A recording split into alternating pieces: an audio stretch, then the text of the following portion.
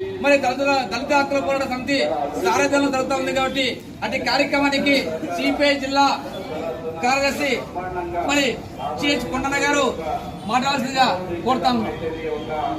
ఈరోజు నారాయణపేట జిల్లా మరికల్ మండల కేంద్రంలో ఎంఆర్ఓ తహసీల్దార్ మేజిస్ట్రేట్ గారి కార్యాలయం ముందు దళిత హక్కుల పోరాట సమితి ఏఐటీడీసీ ఆధ్వర్యంలో జరుగుతున్నటువంటి నిరసన కార్యక్రమానికి అధ్యక్షత వహిస్తున్నటువంటి బిహెచ్పిఎస్ జిల్లా కన్వీనర్ దేవదాస్ గారు, సిపిఐ మండల కార్యదర్శి రైతు సంఘం జిల్లా నాయకులు మగిడాల రాము గారు, ఏఐటీసీ జిల్లా ఉపాధ్యక్షులు సిపిఐ జిల్లా సమితి సభ్యులు వెంకటేష్ గారు, మోహన్ గారు, మురళన్న గారు, అందరూ నాయకులందరూ కూడా ఇక్కడ హాజరయ్యారు. దళితులకు సంబంధించి అంబేద్కర్ గారి విగ్రహం ఇక్కడనే పక్కనే ఉన్నది, ఎంఆర్ఓ కార్యాలయం మీనే ఉన్నది, పోలీస్ స్టేషన్ పక్కనే ఉన్నది. ఈ మూడు కూడా దగ్గరనే ఉన్న దళితుల మీద ఈ దేశంలో 78 ఏళ్ళ స్వాతంత్రం వచ్చినాక కూడా దళితుల మీద దాడులు జరుగుతూ ఉన్నాయి, దౌర్జన్యాలు జరుగుతూ ఉన్నాయి, దళితుల పట్ల అవమానాలు జరుగుతూ ఉన్నాయి. ఊర్లలోనే కాదు, పట్టణాల్లో పోతే కూడా అయ్యా నేను మాలోని, నేను మాదిగోని, నేను ఎస్సీని అంటే ఒక ఇల్లు కిరాయికి ఇచ్చేటటువంటి లేనటువంటి పరిస్థితి భారతదేశంలో కొనసాగుతూ ఉన్నది.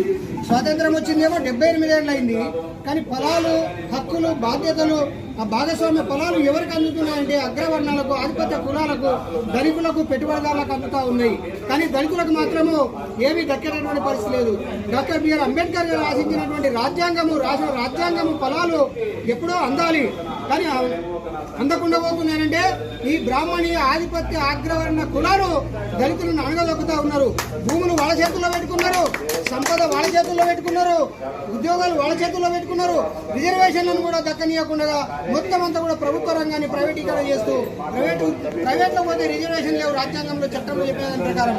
అంబేద్కర్ గారు ఆశించింది ప్రభుత్వం స్థిరంగా ఉంటుంది, దళితులు శాశ్వతంగా ఉంటారు. ఈ భారతదేశంలో మూలవాసులం మేము, పురాతనం నుంచి సనాతనం నుంచి కూడా మేము మూలవాసులుగా పుట్టినటువంటి వాళ్ళం.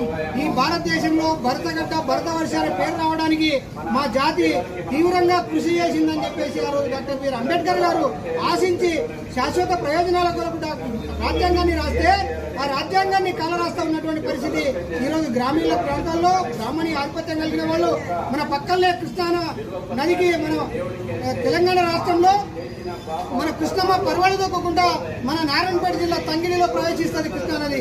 ఆ తంగిరి పక్కనే ఉన్నటువంటి అదే కృష్ణా నది అంచుకుంటున్నటువంటి ముడుమాల గ్రామంలో మన దళిత యువతి ఇద్దరు కలిసి పెద్దల సమక్షంలో పెళ్లి చేసుకోవడానికి ఒక దేవాలయం దగ్గర, యాదవేంద్ర స్వామి దేవాలయం దగ్గర, ఊర్లో ఉన్నటువంటి దేవాలయం దగ్గర పెళ్లి చేసుకోవడానికి పందిరేనికపోతే అక్కడ ఉన్నటువంటి ఒక ప్రభుత్వ ఉద్యోగి చక్రపాణి, అదే రకంగా అక్కడ ఉన్నటువంటి ఆ పూజారి కూడా అతని బ్రాహ్మణుడు